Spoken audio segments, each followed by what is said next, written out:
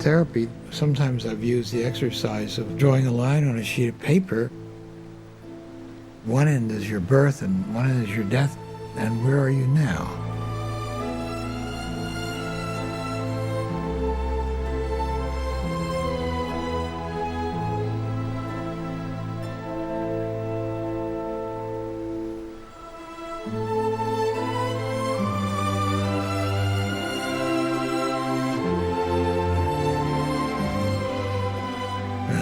That may be shocking for people, but it helps them take a look that there is a schedule.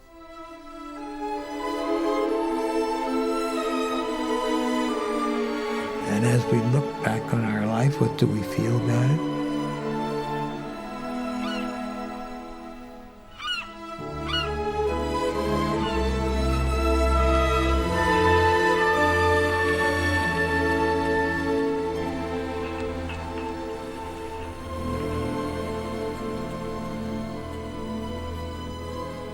Most people have some regrets. Many people will be filled with regrets. There's so much about their life that they regret having done or not having done. Then you can get some therapeutic leverage by beginning to raise the question, well, suppose we were to meet a year from now. What could you do during this year so you'd live a regret-free life?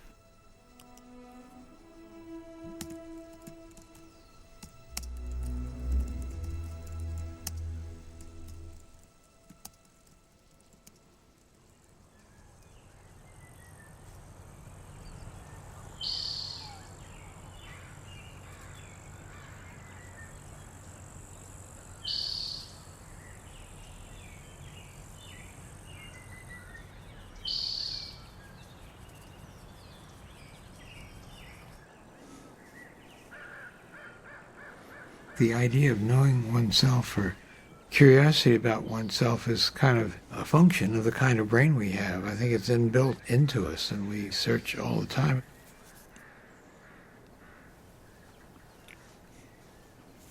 The more that we know ourselves, the better lives we can live. And when we get into trouble, very often it's the expression of parts of ourselves that we don't know very well.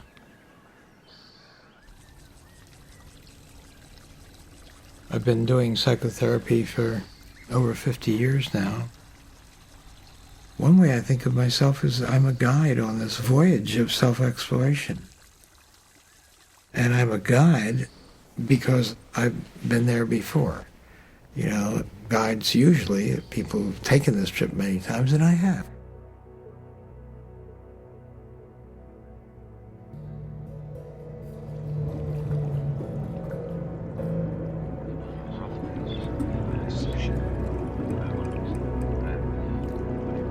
There are unconscious forces in us. And that was what Freud introduced, that we should attempt to understand ourselves, to get our unconscious illuminated, to see what's there. He postulated that if we're not understanding ourselves well, then a lot of our baser animal instincts can be in play a lot, leading to a lot of violence and unhappy sexual expression and pursuits.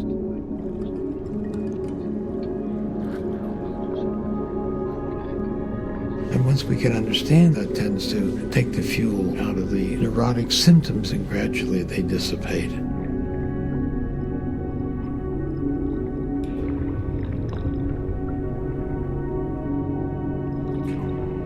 One has never fully explored oneself. There's always more.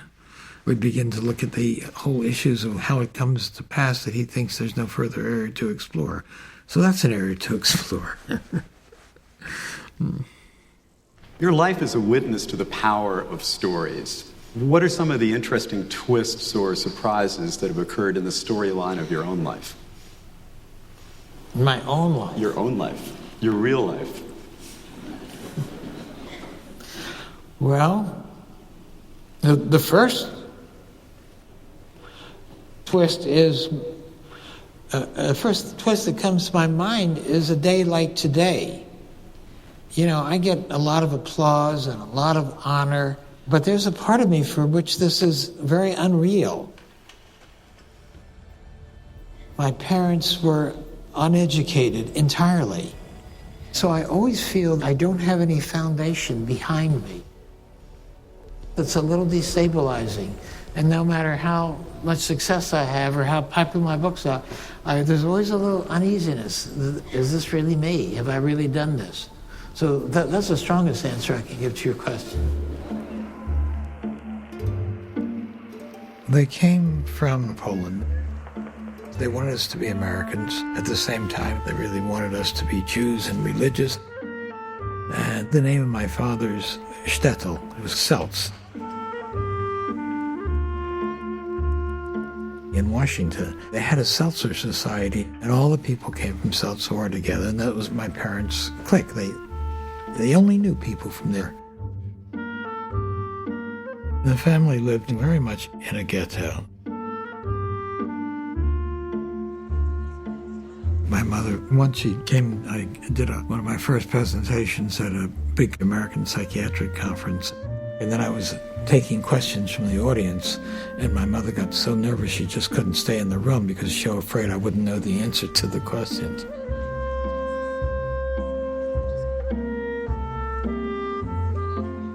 I'm sure she didn't read the books.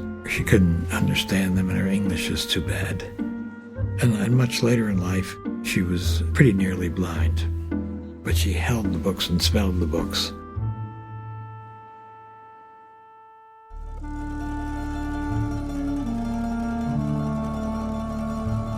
My mother was not an easy person. No one got along with her very well. She disapproved of almost anything I did, but it was never any idea of what I should be doing. She never had a nice word to say about anyone. There were a couple of years really where I hardly ever talked to her, maybe years 15 to 17. We lived in the same house, but we hardly exchanged any words together. It was a pretty bad relationship. I think I just had to protect myself that way. Could I have done anything to make her life happier? Well, I probably should have been talking to her those 2 years.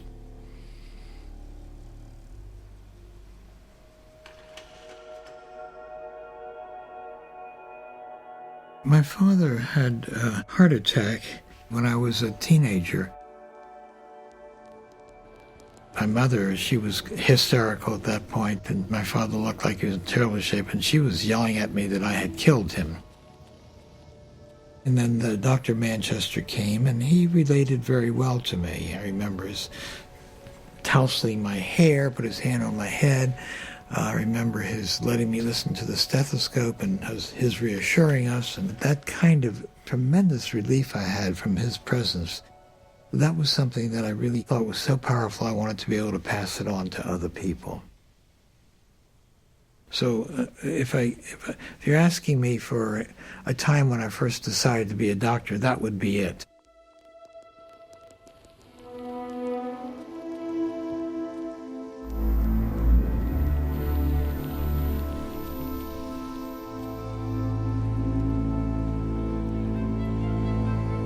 I can't get my mother out of my mind in a sense, and there's almost a yearning to be with her.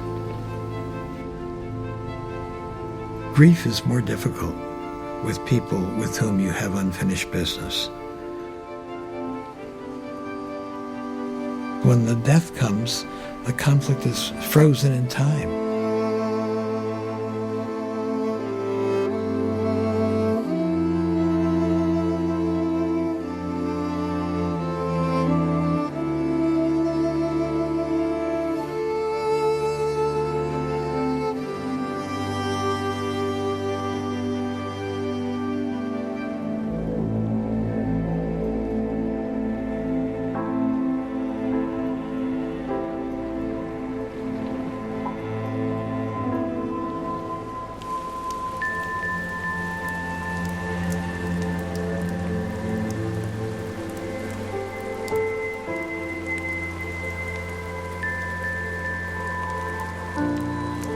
The great majority of patients that come to see me, they fall into despair because they're not able to form an intimate, a nurturing, lengthy relationship with other people.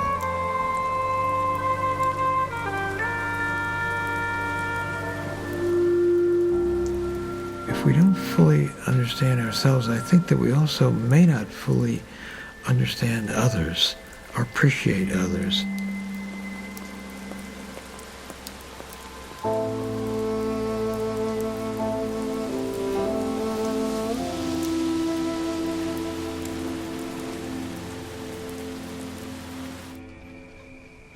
What do you think?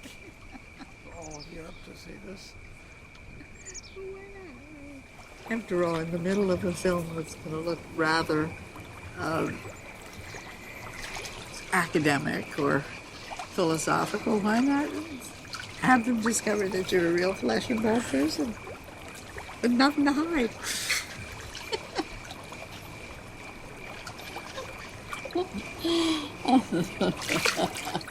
I'm glad you had such a good time. I'm having a good time. Usually you won't get in here. All of a sudden you're hopping in. Well, why not? I think you're an exhibitionist. Well, maybe it's possible. If I don't have an audience, what was the point? Right. I met Irv when I was 14. We liked some of the same authors, Dostoevsky, Dickens, and Steinbeck. I was absolutely certain of it. This was the right woman for me. It's not that I had a lot of girlfriends to choose from and she was the best, so I will say that, because I was pretty shy about that time and awkward and never thought I was very attractive. It's funny, it was not his looks that I fell in love with, but his personality. He was interesting. He was always interesting. Some of the girls thought he was a bit of a nerd, although we wouldn't have used that word at that time. You know, I wasn't cool in that way, and I couldn't dance. And I think the other strong point that he had was that he liked me. And that was very clear from the beginning, and he seemed very safe. I mean, we went steady, if you can use that term, all the way through high school. And I was going steady. There were times maybe she wasn't going steady, but I was. And then she went to college at Wellesley.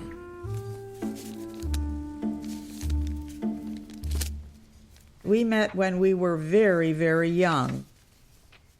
Regardless of what you think, I should now regret it very much if during the past 6 years I had not known and enjoyed other males. This period of light flirtation has certainly added to my life as a woman and has given me the assurance that I could handle myself quite adequately with most gentlemen. Unfortunately, you couldn't see that my enjoyment of others did not in any way lessen my feelings for you. The fact of the matter is that I can enjoy and benefit from my relationships with others while you do not, or at least you have never given yourself a chance to find out. I studied all the time. College and medical school were horrors for me. The medical schools would only take 5% of their class for Jews. So that meant I really had to have a very good record to get in. I think that there are some people who have a stream of anxiety inside of them, that in Irv's case, it probably expressed itself in being impatient or in feeling somehow that he had to prove himself in life. There wasn't a great deal of ease in him.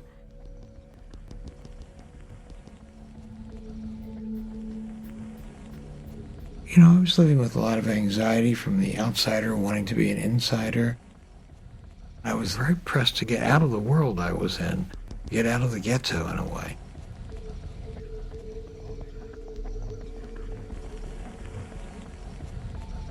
When I started medical school, I was in a tremendous hurry to get through, get married, nail down this nice-looking woman that I had met that I liked very much and wanted to make sure she didn't get away.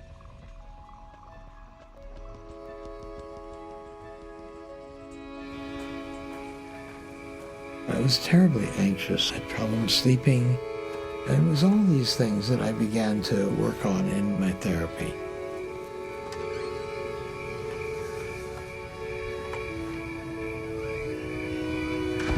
The therapists are in therapy their entire lives.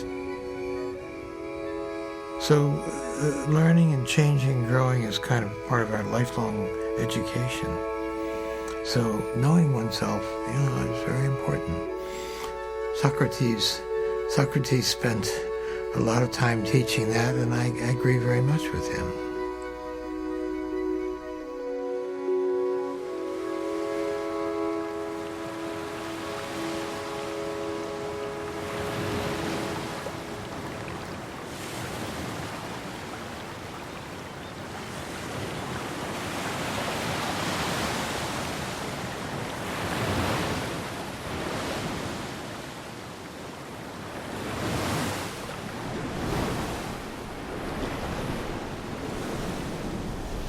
I have a patient now that has come in because of a lot of obsessions that he has. He's got to keep checking numbers and checking figures and having magical thoughts in his mind. But underneath there is a lot of rage. So gradually this patient is getting into some of his angry thoughts about his parents. It's very, very hard for him to express these. He's full of fear when he talks about it. There's a lot of shame because he ought to have a great deal of respect and love for his parents. And yet, in fact, he doesn't.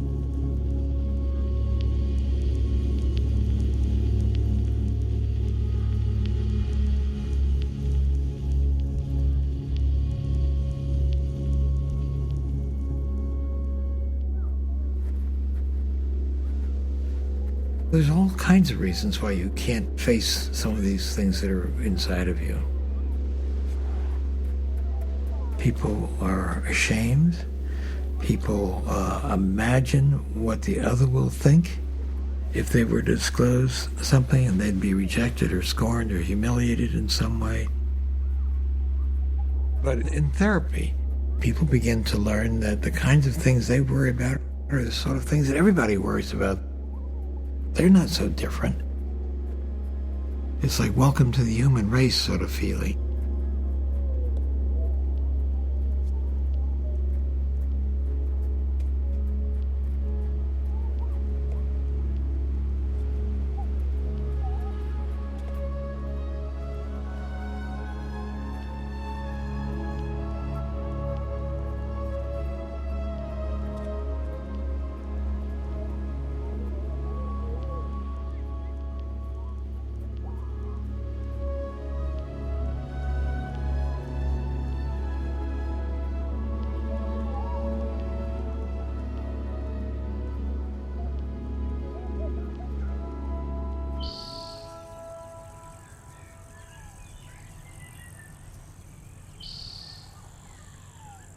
I think it's a therapy dream, but it's a little bit tangled, and I think it's my mother's apartment, but I'm still not sufficiently comfortable that I'm willing to be undressed in her bed with her soon to be there or coming home soon. I'm still guarded.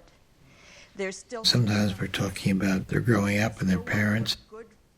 It's important for people to begin to understand their parents and understand what their parents were going through too. The parents were exposed to certain kinds of parents, and it's passed on, from generation to generation.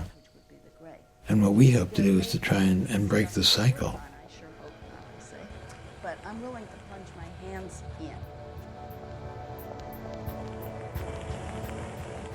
I didn't want to repeat the cycle of a passive father and an overly aggressive mother by choosing someone who was not going to be aggressive. Marilyn is someone who has her own mind, but there's no ever any attempts to overpower me.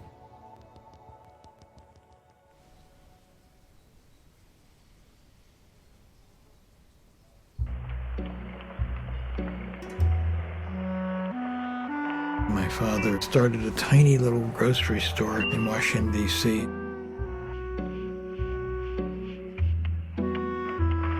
They worked unbelievably hard. They worked early in the morning to the store closed at 10 at night. And I was always very annoyed with him that he had to do what my mother said.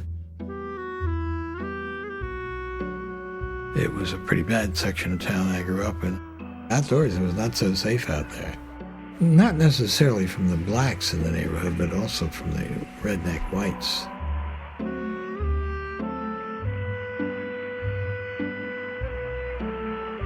The library was quite safe. The biographies were alphabetized, A to Z, and I just started reading all the biographies from A on.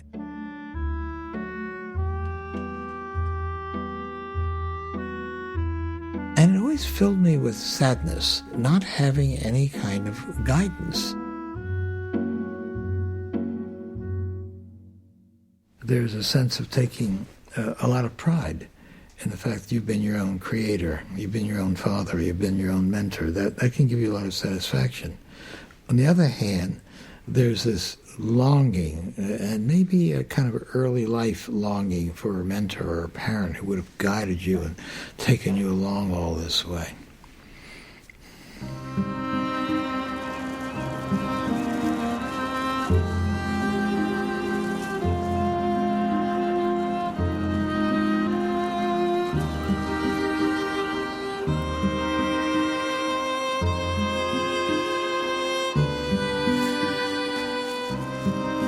When I was a teenager, it was very strong with me that the best thing a person could do in their life was to write a really good novel.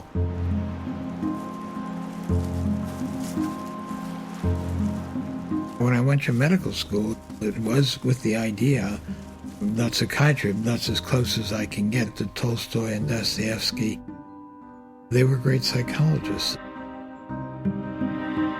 I thought I could use what they could teach us about that in looking for patients, and I could begin to use my experience, perhaps in my own writing.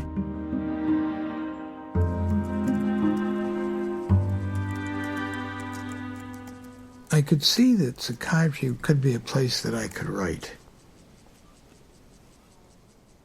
And almost everything I've written since then, and all the books or stories or novels I've written, have been books that have illuminated some aspect of how psychotherapy works.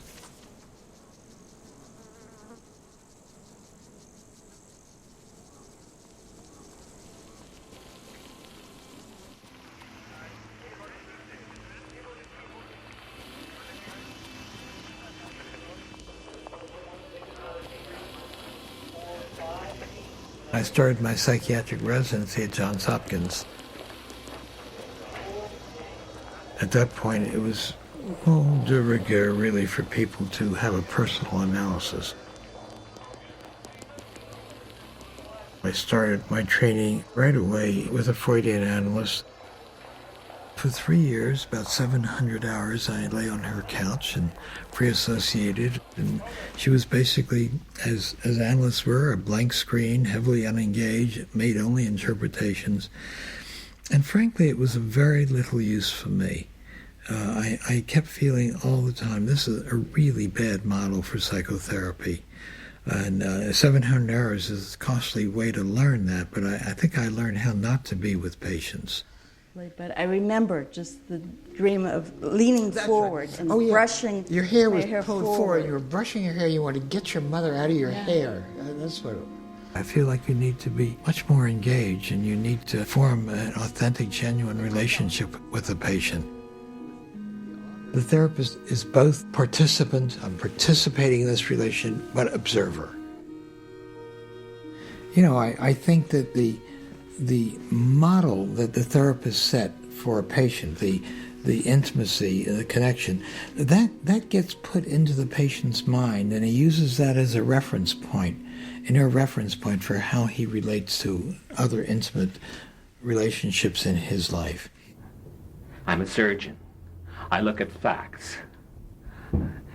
I work with facts to help other people. Now, I'm not a surgeon anymore. I'll never practice again. The stroke has ruined me. I even have to learn how to walk again. I don't know what I'm going to do.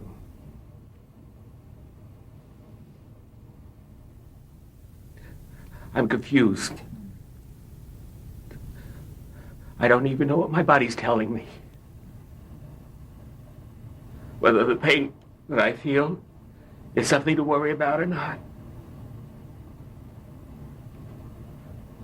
I'm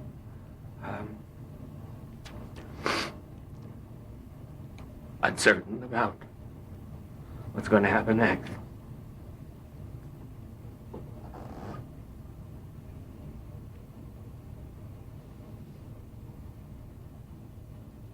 George, I know this hasn't been easy for you, but I feel you've shared a whole lot. I feel very moved by what you've said. I feel a lot closer to you. I feel like I kind of know exactly what you're going through. I guess so, but it's... You really did that today. It sure is hard. I got interested early on in my training in group therapy. And one of my teachers was a man named Jerome Frank, who had been a pioneer in group therapy. And I watched him lead a group through a one-way mirror. They were very new at that point. We couldn't have been much bigger than about 6 inches. And all of us had our heads crammed up trying to see through that mirror. And then we'd meet with him afterwards. And then later, if he were out of town or something, he asked me to lead the group for him. So that was my first introduction to group therapy. And later, when I was appointed to the faculty of psychiatry at Stanford University, I started right away to teach in the field of group psychotherapy.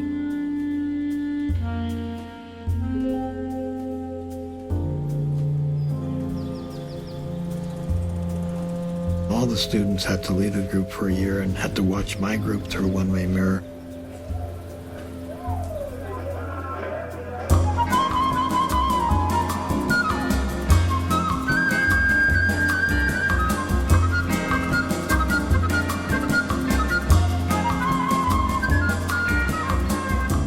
About that time, there was a movement sweeping this country.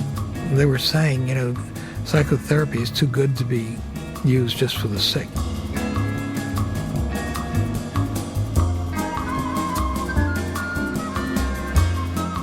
I was very heavily involved in that movement. We did a big study at Stanford where we had 150 students, some of them going to groups. And we studied what happened to them. So I had a lot of material to do a lot of research on how groups worked.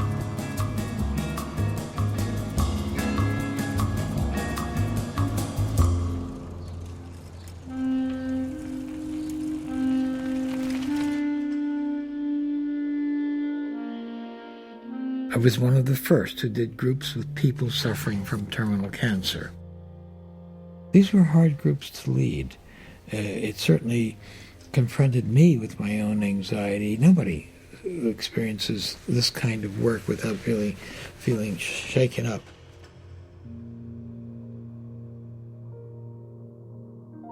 That's written about this group that I first formed, the very first one, where people had different kinds of illnesses.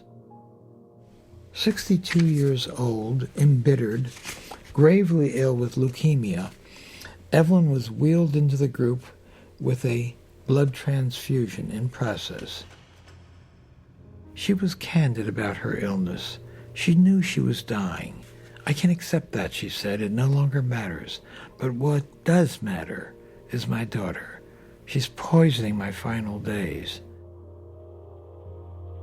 After her daughter, caring for Evelyn's cat, had fed it the wrong food, they had not spoken to one another. After hearing her out, Sal spoke to her simply and passionately. Listen to what I have to say, Evelyn. I'm dying too. What does it matter what your cat eats? What does it matter who gives in first? You know, you don't have much time left. Let's stop pretending. Your daughter's love is the most important thing in the world to you. Don't die. Please don't die without telling her that. It'll poison her life. She'll never recover. And she'll pass on that poison to her daughter. Break the cycle. Break the cycle, Evelyn. The appeal worked. It was our group's first triumph. And then one patient said during the group, what a pity it was I had to wait till now, till my body was riddled with cancer to learn how to live. So a corollary of that is, well, is there a way we can help people learn that earlier? And that became a major motif for me in my work.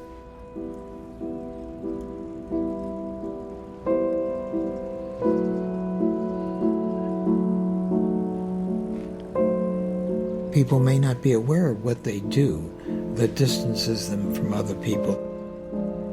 That's why feedback is so useful in therapy and in the group as well.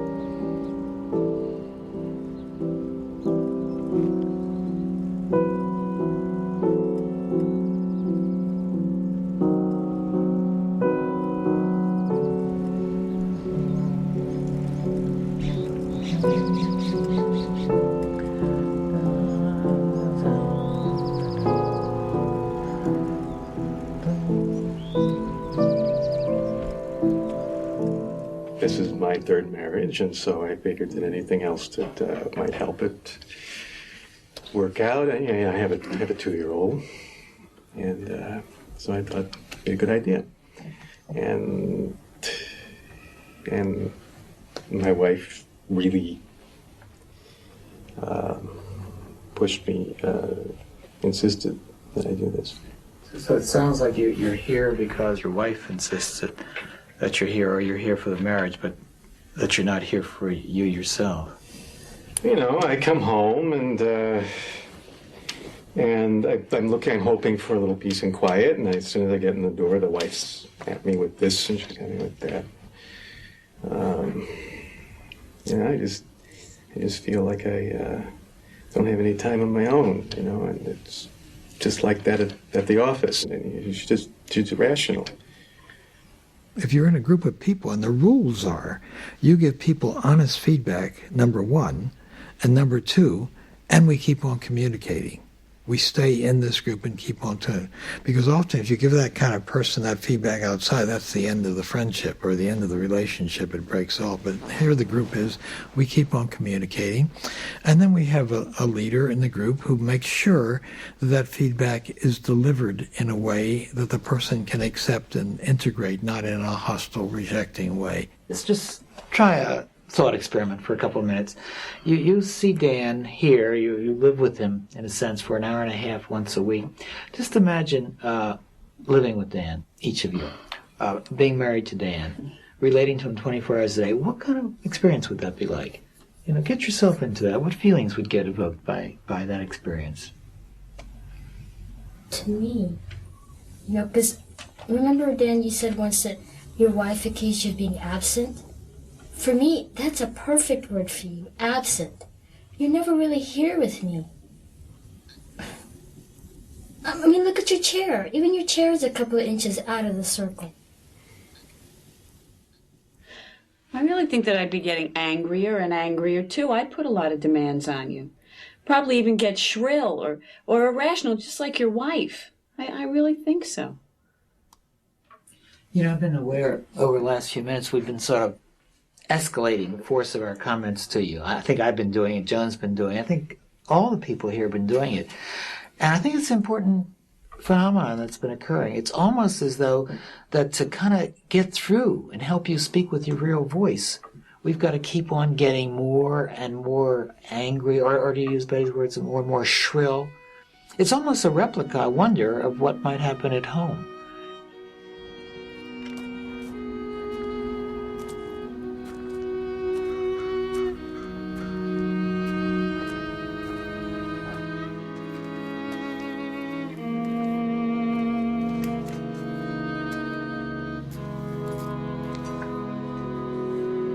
I went through a period in which I was very interested in Irv's field.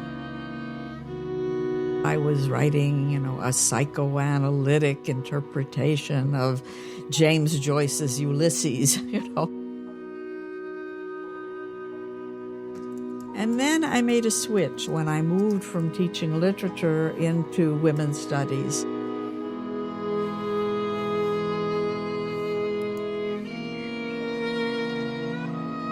I don't say that psychotherapy is inadvisable for other people when you have a good therapist.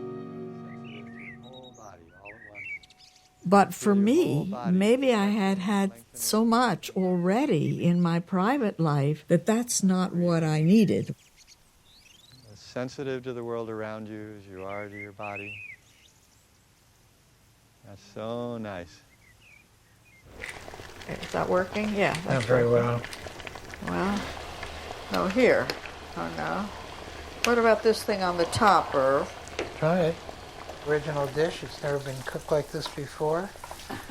Never with wine. If it gets a little dry, I'll add a little bit more of that mushroom juice for it, but I think it's going to be good. Okay, it is a little dry on top. We both try to have a lot of respect for the other's desires and wishes.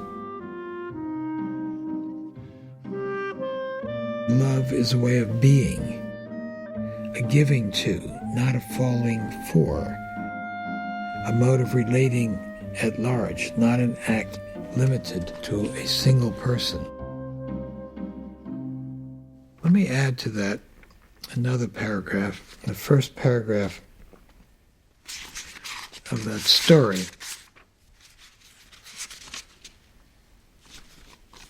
No, that's in the prologue. The first paragraph to the first story is a short paragraph that I always feel is one of the best ones I've ever written. And I had a publisher who loved that and memorized it and would say it to all the booksellers. So the story starts off, I do not like to work with patients who are in love. Perhaps it's because of envy. I too crave enchantment. Perhaps it's because love and psychotherapy are fundamentally incompatible. The good therapist fights darkness and seeks illumination, while romantic love is sustained by mystery and crumbles upon inspection. I hate to be love's executioner.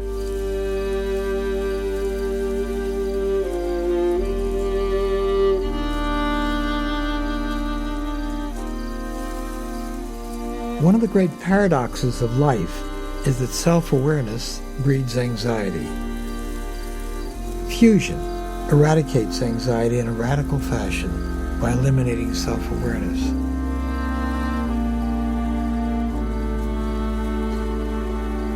The person who's fallen in love and enters a blissful state of merger is not self-reflective. Because the questioning, lonely I can dissolve in the we. Thus one sheds anxiety but loses oneself.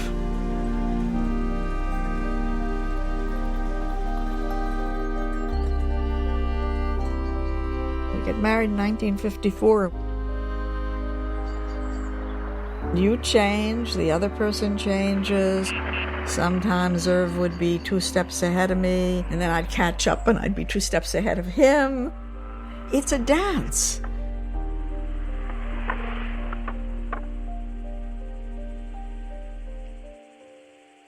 Oh, I'm sure that there were moments in the course of the marriage where I would have walked out. I mean, there are always those moments.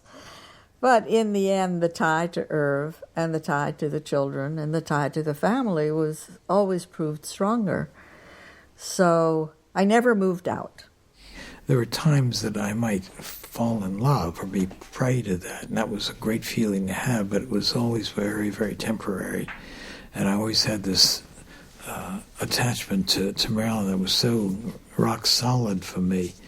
And I had a lot of children early on in my life that always occupied my attention. I think the important thing is to be able to go through it together and to realize that your primary commitment is to the other person.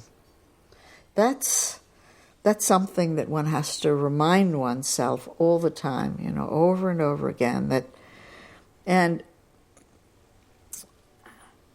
your, to steal some words from Simone de Beauvoir and Jean-Paul Sartre, your essential relationship is with the other party.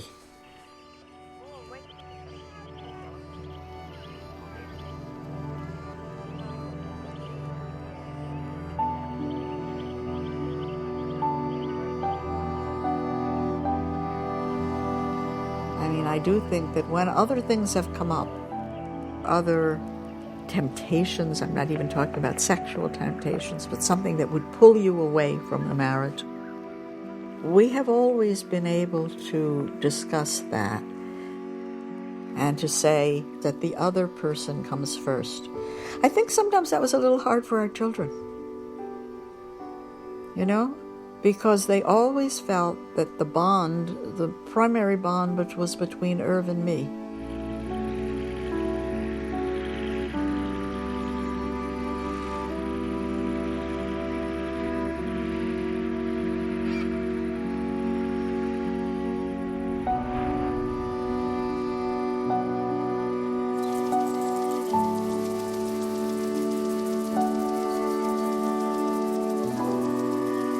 Love is not just a passion spark between two people. There's infinite difference between falling in love and standing in love. The idea is that you stand in love, not fall in love. Try to live in such a way as that you're always bringing something more to life in the other.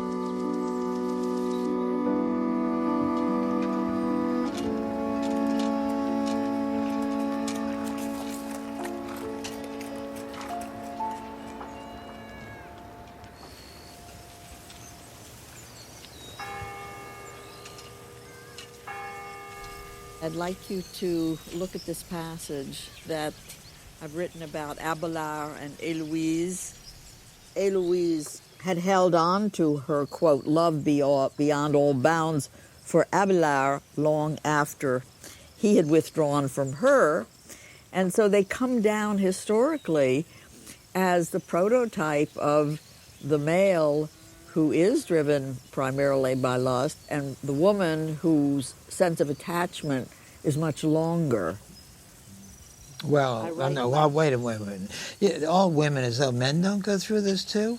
I've seen men by the dozens who are pining for this old lover that they've had. This happens to men too. This is not an absolute gender issue. Well, I'm thinking in particular, as I write here, of the book by neuropsychiatrist Luann Brizendine. She says that a man has 2.5 times as much brain space devoted to sexual pursuit as a woman, while the female brain's empathy system is considerably more active than the male's. It's almost saying that men can't have real love for women or want to be with them. I want to send them away. I wouldn't think of sending you away. That's true.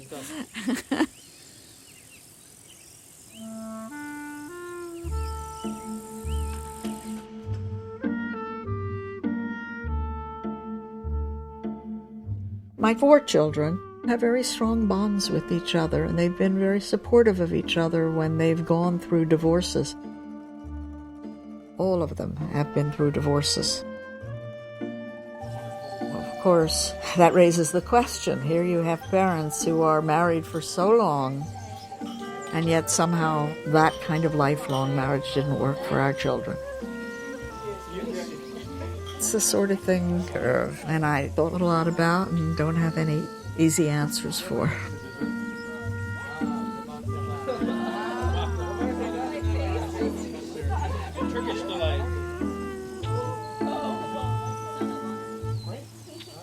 They were very young when they had us, and they were very ambitious. I think I felt that maybe we'd been shortchanged a little bit by them.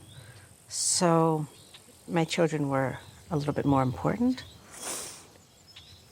And I think a lot of my generation was that way. We didn't put the marriage first. We put our careers, and then you felt a little guilty about your children. So then you put your children, and then the marriage was a little bit further down. It makes me sad for my daughters that they don't get to have a father to lean on.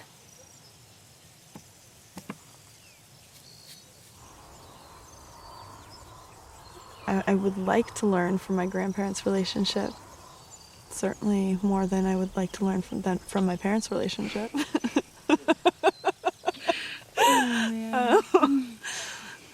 But, I mean, at the end of the day, you just have to figure it out for yourself.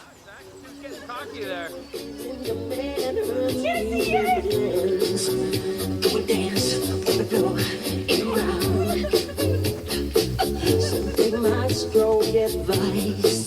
Just remember to always think twice. Don't think twice. She told my baby there's 2, 3 things. She looked at me and showed a photo. Baby cried. What do you want to do? War.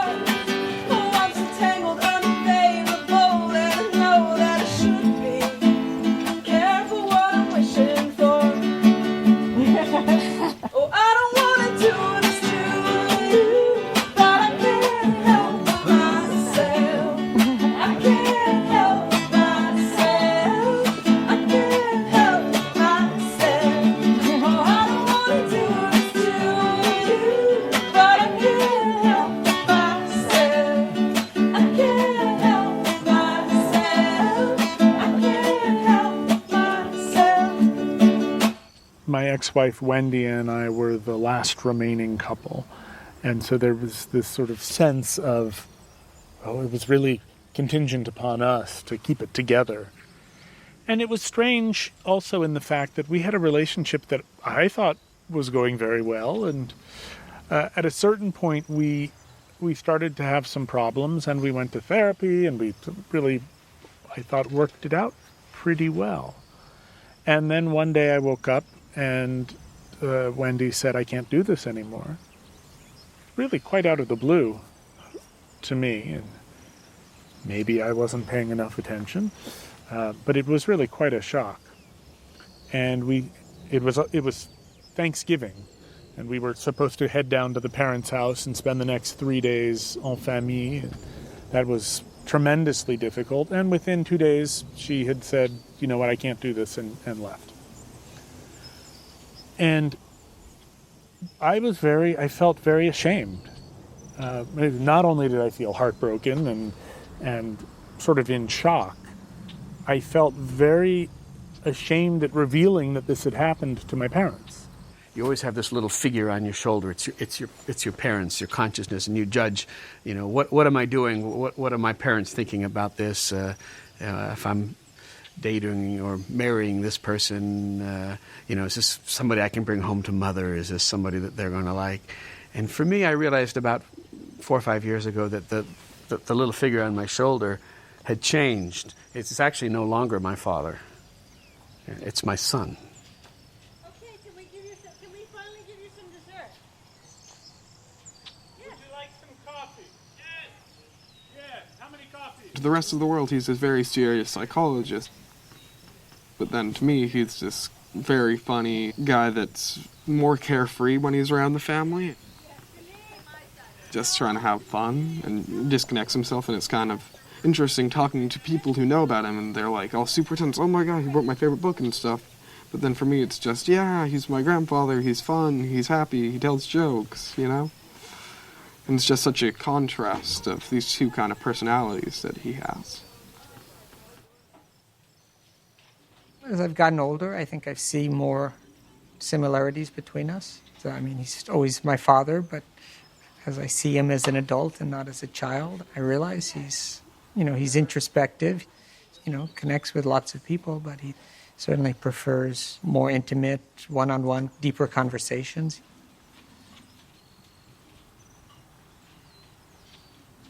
I chose his profession, and I share certain interests with him. I think in many ways we have some similarities. For some reason, kind of set myself apart from people. I've tried to not to do that as much. Try to not, so try to be more empathic, understanding towards others. I think it's a lifelong task.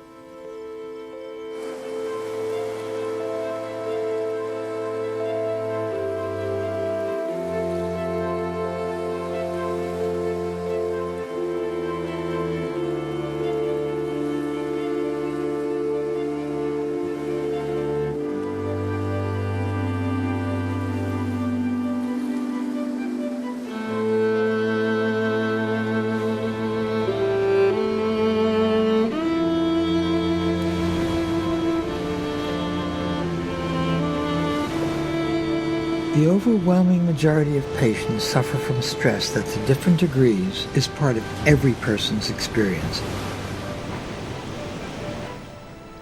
In fact, only the universality of human suffering can account for the common observation that patienthood is ubiquitous.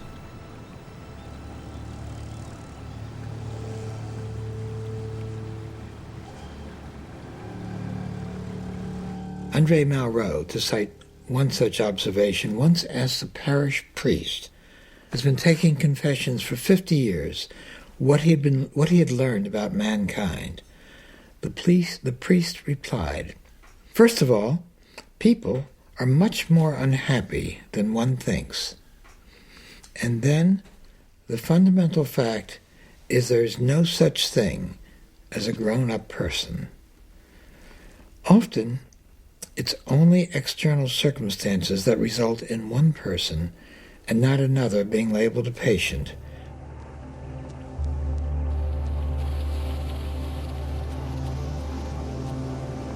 We have to take cognizance of the fact that all of us, at some point or other, are threatened by the factors that are intrinsic to our existence.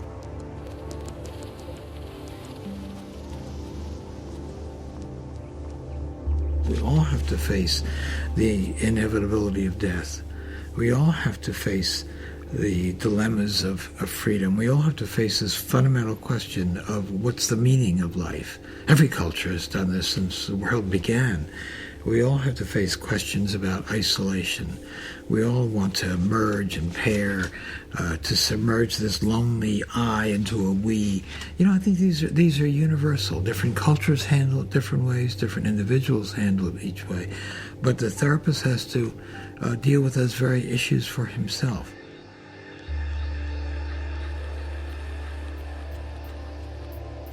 I found a great many philosophers who had written about these existential concerns.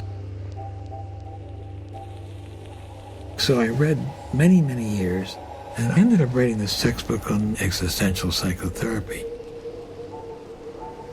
I've always tried to write saying every good therapist needs to know something about these issues because they're going to be relevant for many of your patients.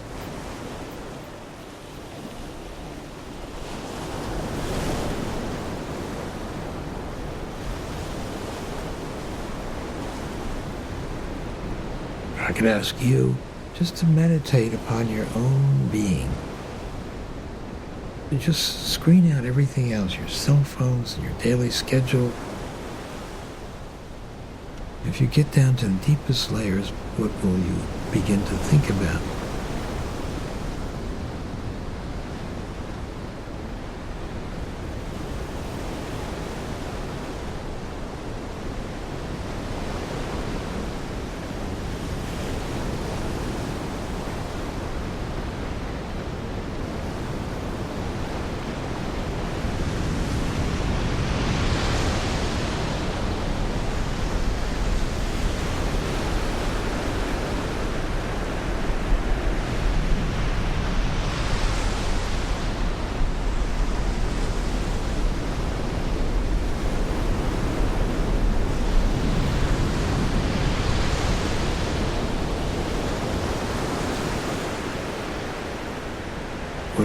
live for?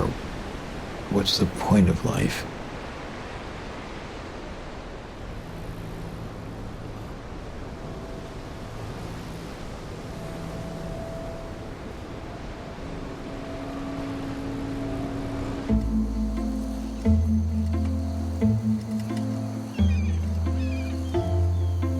Death is a powerful force in the life of every single one of us, and whether we know it or not, it's having an amazing influence on how we live.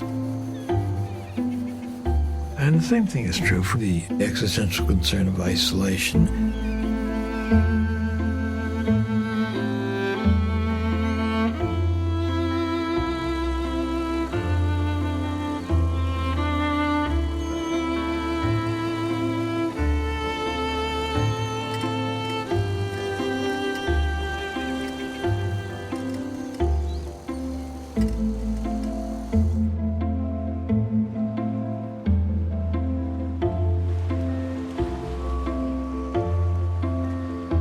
There are some people who may never have come to terms with the existential concerns around isolation, and therefore use relationships almost as a shield.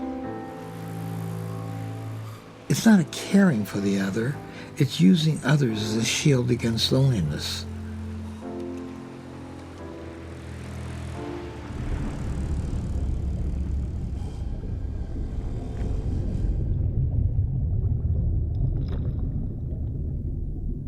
Kant was the philosopher who brought this very much to my mind.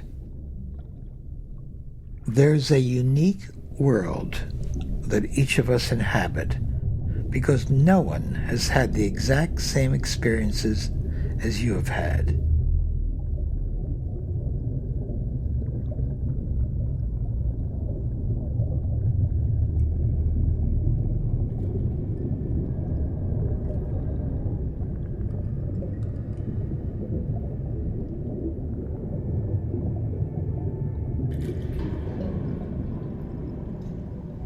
No matter how close we try to relate to another person, there's something, some space that can never be bridged.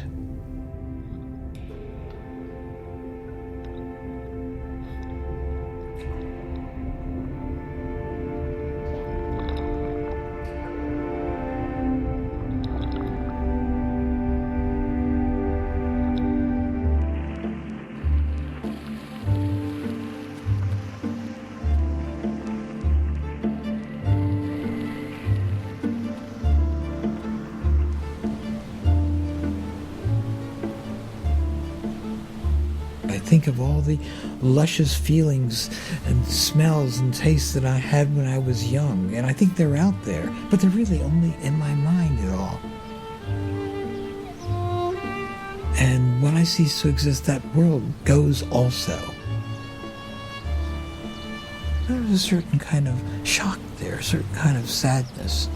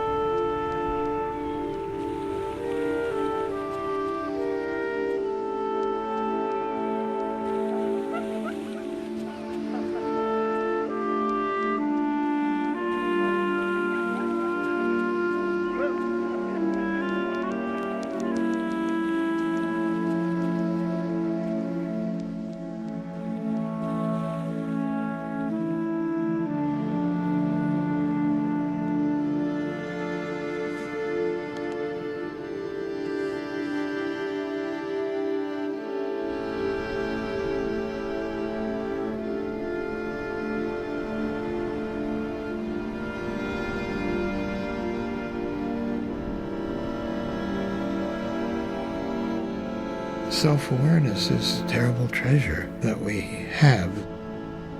But nonetheless, I've never believed that awareness leads to madness or denial to sanity.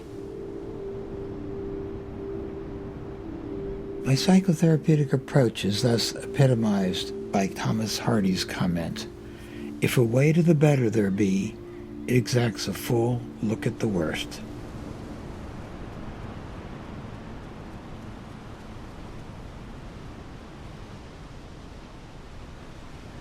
80 years old now. In the 70s, all these things go wrong with your body, and you can't do the things you want to do, and it's a time for, and your memory is beginning to lapse. It's a time for the onset of some terminal despair, but it's just been the opposite with me. I feel freer and not anxious about things, and I feel very creative and very excited about my work. So I just want to say to the younger people, there may be even better days ahead. I want to thank Jeff for inviting me and allowing me to talk about anything I wanted to talk about. I'm overwhelmed with the size of this audience. It's a huge audience. I know you're not all here to hear me, but some of you are. And there is a logarithm, really, that I'm very much aware of, that as I grow older, the audiences get larger and larger. That's very affirming, very affirming. But if I put on my existential spectacles, there's a dark side of that too. The dark side screeching in effect, what's all the rush about anyway?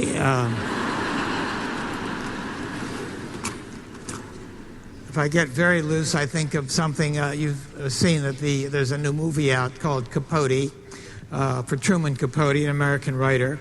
There's an anecdote that was told about Gore Vidal. When Gore Vidal was given the news that Truman Capote died, his response was, good career move.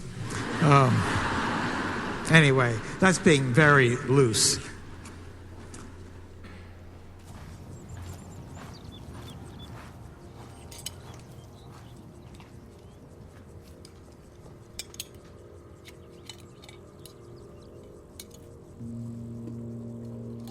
After writing the book on existential therapy, I felt that somehow you could get at the truth of that much more with powerful narrative. I really sort of turned over another chapter in my life and then thought, I'm going to be a much better teacher as a storyteller.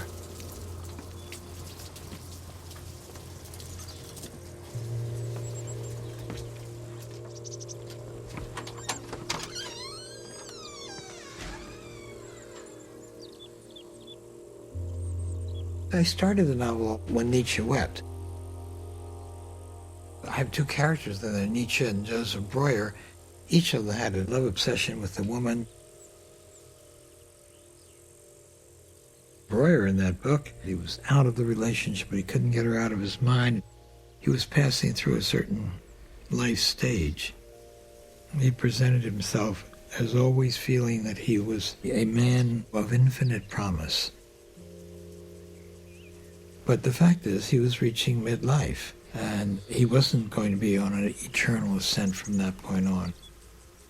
In a sense, that love obsession was shielding himself from that. I have seen a great many patients for whom that kind of obsession persists and persists and persists. Try and think, what's the meaning of the obsession? It's very important to understand what's the meaning of the symptom.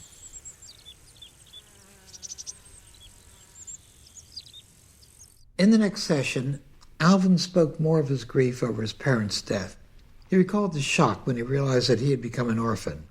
The worst thing was my sleep. How did you resolve it? How long did it take? Eventually, he hesitated for a long time. His speech became very measured. Eventually, I developed the habit of masturbating in bed every night. That was the only thing that worked. And ever since then, I've masturbated every single night. That became my sleeping pill. Alvin flushed and seemed so uncomfortable that I offered him some breathing room by turning back to process.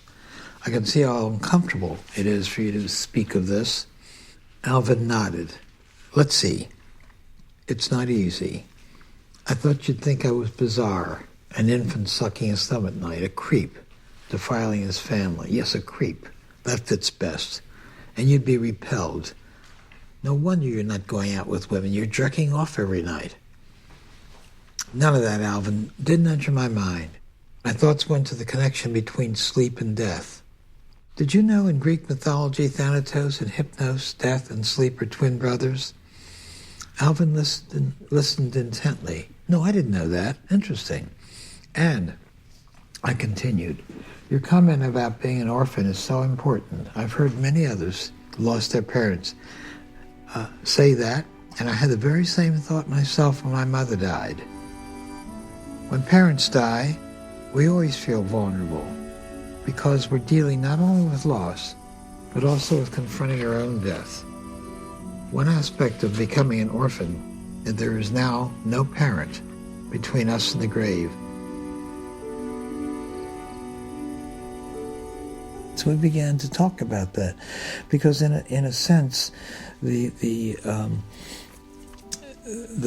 death anxiety for some people is countered by a sexual arousal. It's almost our great vital response to the threat of death. You know, sexuality is the center of being alive.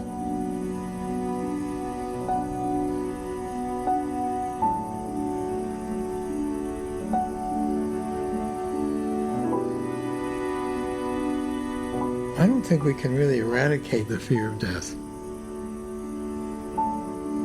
As a therapist, what I can work with is ways of overcoming the terror of death. Then one of those ways is, what is there to fear if there'll be no consciousness?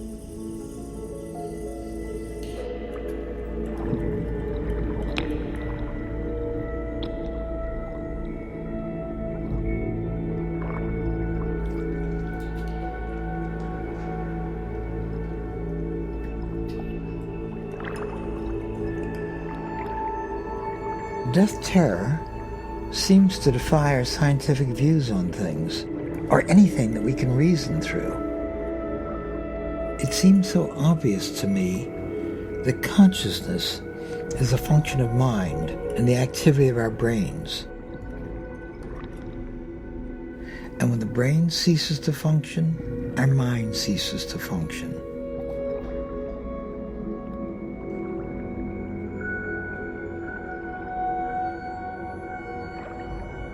It feels like a wonderful thing if we think of a heaven or an afterlife in which all our desires will be met in perpetuity.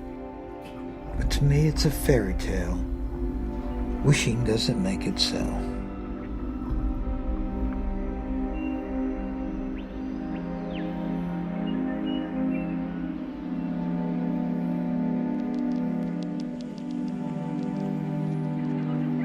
You look back on your life, and what regrets do you have for the way that you've lived so far?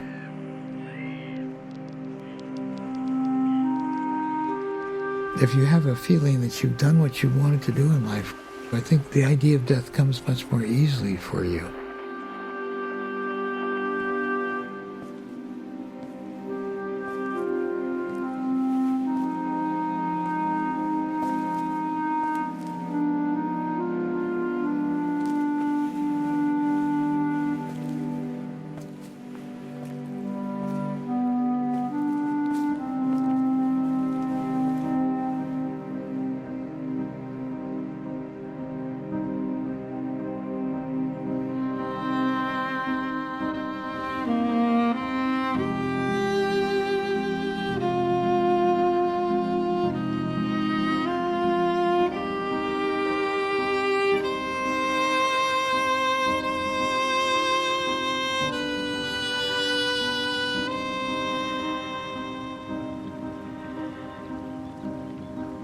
Schopenhauer had a comment that I always liked very much.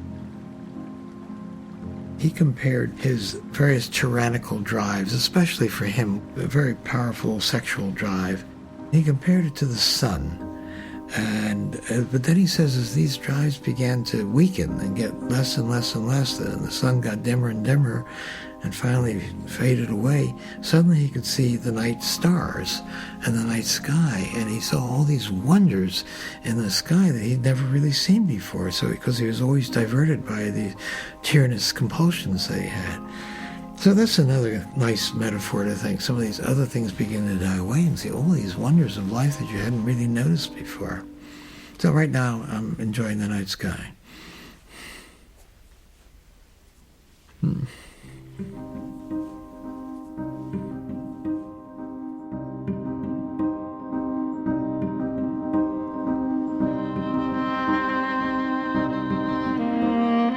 Thank you.